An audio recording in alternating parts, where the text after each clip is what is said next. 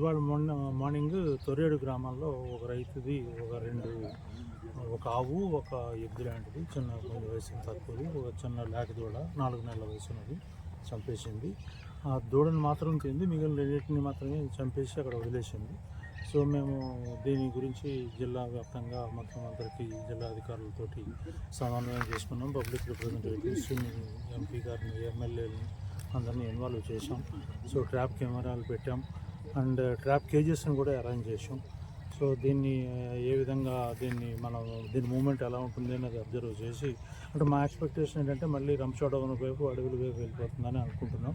So దీని వయసు సుమారుగా ఒక 3-4 సంవత్సరాలు ఉంటుంది. అంటే పుల్లి 2 సంవత్సరాల లోపు, 1 సంవత్సరం లోపు ఉంటే కబ్ అంటాము, దాని తర్వాత దాన్ని ట్రాన్సియంట్ ఏజ్ అంటాము. సో దాని టెరిటరీ కోసాన్ని కొత్త ఏరియాస్లోకి అది వస్తూ ఉంటుంది. సాలిటరీ యానిమల్, ఒంటరిగా ఉంటుంది కాబట్టి. ఇవన్నీ మన ఏరియా, మన ఆంధ్రప్రదేశ్, తెలంగాణవి కాదు, ఇవి Chhattisgarh, Tadoba national park area నుంచి వచ్చాయని కన్ఫామ్ కూడా చేయడం జరిగింది. సో మా ఎక్స్పెక్టేషన్ ఏంటంటే మళ్ళీ ఇది రంపచోడవరం అడవుల ద్వారా అది వెనక్కి వెళ్ళిపోతుంది అనేది మా ఎక్స్పెక్టేషన్. సో దీనికి సంబంధించి పబ్లిక్కి మా అప్పీల్ అండ్ రిక్వెస్ట్ ఏంటంటే, పగటి టైంలో పర్వాలేదు కానీ ఈవినింగ్ అవర్స్లో ఒంటరిగా తిరగద్దని, వాళ్ళ పశువుల్ని వాటిని కొంచెం జాగ్రత్తగా కాపాడుకోమని.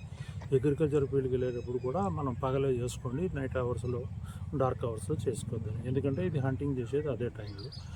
మోస్ట్లీ మనుషుల్ని ఇంతవరకు 15 రోజులున్న ఏలూరులో కానీ అక్కడ మనుషుల్ని డ్యామేజ్ చేసింది అన్నట్టుగా ఎక్కడ లేవు. క్యాటిల్ కిల్ కనబడుతుంది.